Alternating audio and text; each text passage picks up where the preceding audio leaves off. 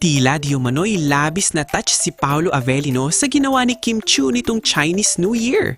Sa kabila ng mga personal na pagsubok na hinarap ni Kim kamakailan, pinili pa rin nitong magbahagi ng biyaya at mamahagi ng pera sa mga bisita at mahal sa buhay. Para sa marami, hindi ito simpleng tradisyon lang, kundi patunay ng kanyang busilak na puso at paninindigan na magbigay kahit hindi madali ang sitwasyon. Dagdag pa ng mga fans, mas lalong nakakaantig ito dahil alam ng lahat na may mga pinagdaraanan si Kim pagdating sa usaping pinansyal, gawa nga ng issue nila ng kanyang ate Lakam kung saan milyon-milyon ang nawala sa kanya.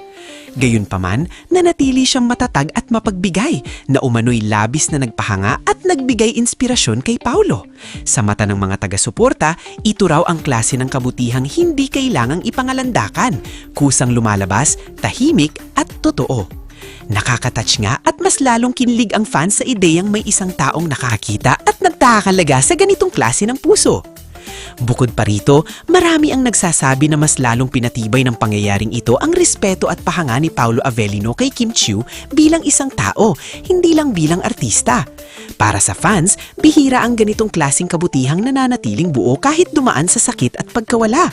Kaya naman lalong umani ng papuri si Kim at lalong kinilig ang Kim Pao supporters dahil malinaw na ang pagiging maalaga at mapagbigay ni Kim ay hindi lang minsanan, kundi bahagi na talaga ng kanyang pagkatao.